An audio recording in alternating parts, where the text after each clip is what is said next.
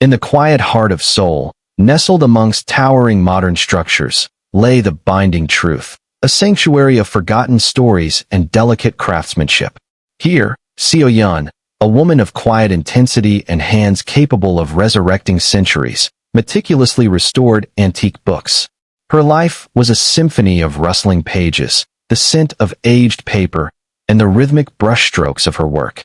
She preferred the silent company of history to the clamor of the present, finding solace in the tales whispered by faded ink and brittle vellum. One particularly rare commission, a 17th-century collection of classical poetry bound in an exquisitely carved wooden cover, arrived at her studio. Its owner, an anonymous collector, had insisted on its complete and painstaking preservation, urging Seo-yeon to uncover any hidden secrets within its delicate structure.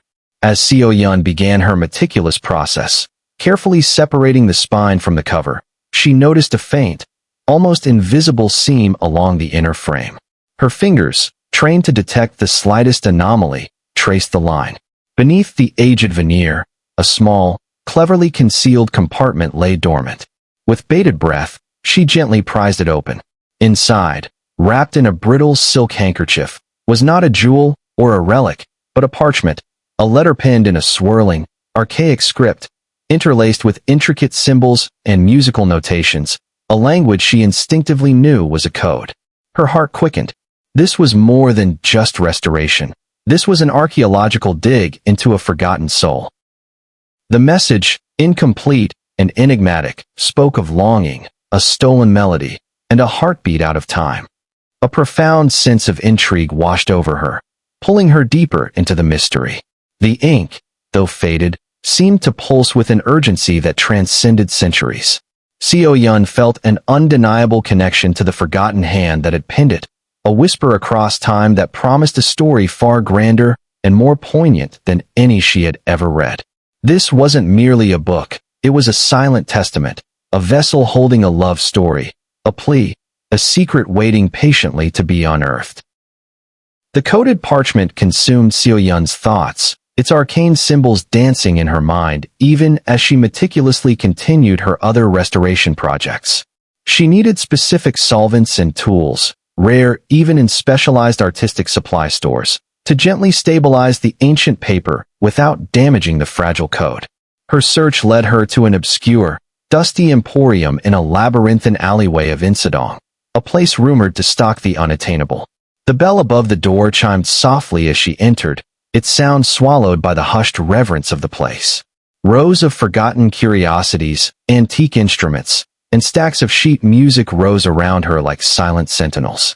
Her gaze drifted to a figure by a worn grand piano, his fingers dancing lightly over the keys, coaxing a melancholic yet strangely captivating melody from the instrument.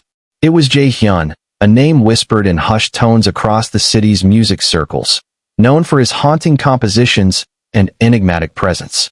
He possessed a raw charisma that drew the eye, a vibrant energy contrasting sharply with the shop's quiet antiquity. As he finished, his eyes, dark and perceptive, met hers across the cluttered room. An electric current, silent yet potent, passed between them. It was more than just attraction. It was a recognition, a sense of familiarity with a soul she had never before encountered. He offered a small, knowing smile, as if privy to her internal world. Seo-yeon, usually reserved, felt an unfamiliar flutter in her chest. She found the solvent she needed, her hands trembling slightly as she made the purchase. As she turned to leave, Jae-hyun, who had now risen from the piano, moved to block her path, not assertively, but with an air of gentle curiosity. "You appreciate old things," he observed, his voice a low, resonant hum, like melodies that echo from another time. His words struck an uncanny chord, mirroring her own thoughts about the coded letter. She merely nodded, clutching her bag tighter. "Some stories," she replied, her voice soft but firm, "deserve to be heard, no matter how long they've been waiting." His gaze intensified, a flicker of something unreadable in their depths, as if he sensed the unspoken mystery she carried. A single interaction, a fleeting glance, a handful of words, yet it felt like the turning of a page, marking the beginning of an entirely new chapter in her carefully orchestrated life.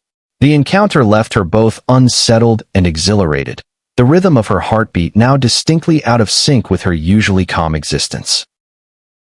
Back in her quiet studio, Seo-Yun found her focus repeatedly drawn back to the coded parchment.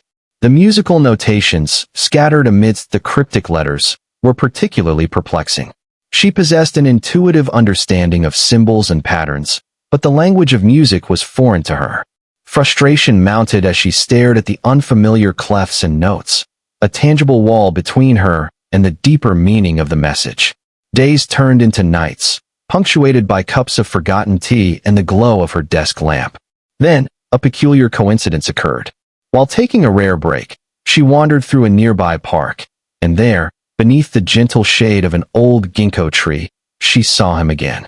Jae-hyun sat at a public piano, his fingers coaxing a melody that seemed to rise from the very soul of the city, at once melancholic and strangely hopeful.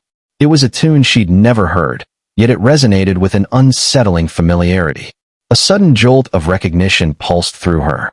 The notes, though played with different instrumentation, were strikingly similar to the fragments she'd painstakingly copied from the coded parchment. Her breath hitched. Could it be? The possibility was too profound, too serendipitous to ignore. Her usual reticence evaporated, replaced by an urgent, almost desperate need to understand. She walked directly towards him, her footsteps light yet resolute. Jae-hyun, immersed in his music, didn't notice her until she stood a few feet away, her shadow falling across the keys. He paused, his hand still, his gaze rising to meet hers. There was a questioning curiosity in his eyes, but also a flash of something akin to recognition. That melody, Seo-Yun began, her voice a soft tremor. Where did you hear it? He blinked, surprised by her directness. It's an old tune. One my grandmother used to hum. I've been trying to develop it. Her heart pounded. This was the connection. This was the key. She knew, with a certainty that settled deep in her bones, that the secrets of the whispering pages were inextricably linked to him. The music, a bridge spanning centuries, had brought them together, not just in a fleeting encounter, but in the unfolding of a fate that felt both ancient and profoundly new. The melody was no longer unfamiliar. It was a thread, leading her directly to the heart of a mystery she now knew they shared. The serendipitous encounter in the park had shattered the comfortable solitude Seo-Yun had cultivated. Drawn by an irresistible pull, they began to meet, initially under the guise of intellectual curiosity. Jae-hyun, intrigued by the quiet intensity of the book restorer, would visit her shop, ostensibly to discuss the nuances of ancient texts, but his gaze often lingered on her hands, on the way the light caught her hair. Seo-Yun, in turn, found herself fascinated by his vibrant energy, his passion for music, and the subtle melancholy that sometimes clouded his dark eyes.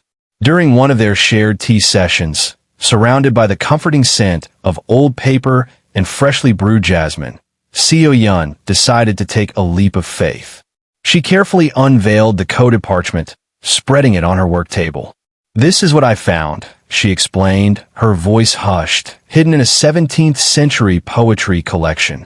Jae-hyun leaned closer, his brow furrowing as he studied the intricate script and the musical notations.